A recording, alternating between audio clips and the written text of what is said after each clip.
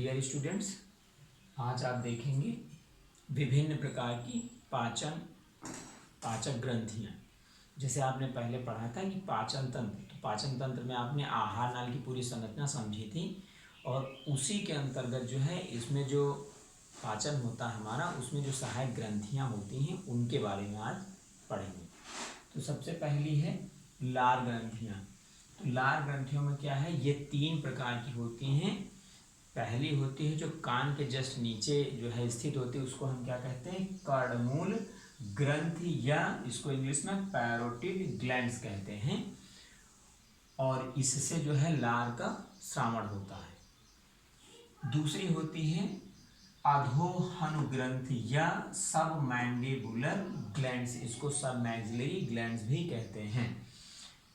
और तीसरी होती है अधोजीवा ग्रंथि या इसको सब लिंगुअल ग्लैंड्स भी कहते हैं।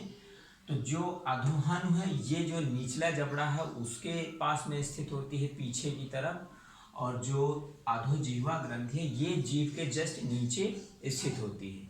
तीनों में डक्ट्स होती हैं और इन डक्ट्स के द्वारा ही जो सलाइवा इनमें भरा होता है वो मुख के अंदर आ जाता है।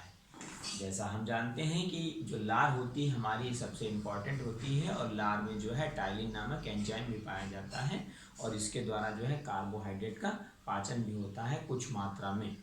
ठीक, तो ये भी सबसे इम्पॉर्टेंट रोल अदा करती हैं हमारे पाचन तंत्र में।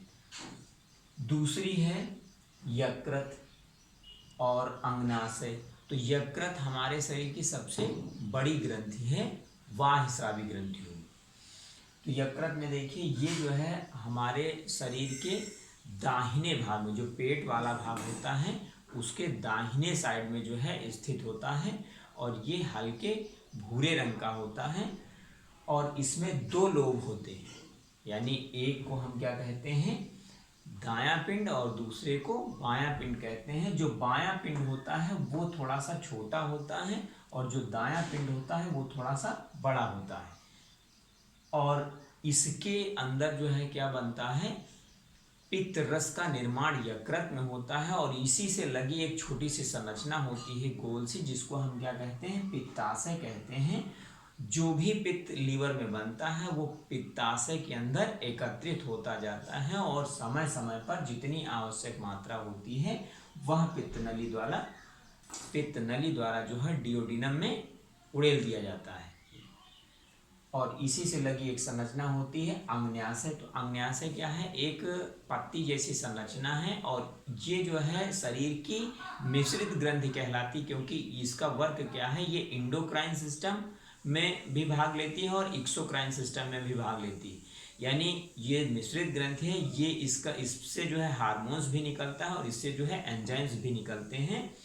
तो मेनली इससे कौन से एंजाइम्स निकलते हैं, जैसे ट्रिप्सिन हो गया, लाइपेज हो गया, और ये विभिन्न प्रकार के एंजाइम्स इससे निकलते हैं। और जो हार्मोन्स होते हैं, इंसुलिन और ग्लूकेगॉन मेन हार्मोन्स होते हैं जो डायबिटीज़ को नियंत्रित करते हैं। यानी जो डायबिटिक पेशेंट होते हैं या शुगर जो शरीर की होती है उसके नियंत्रण में सहायक होते हैं।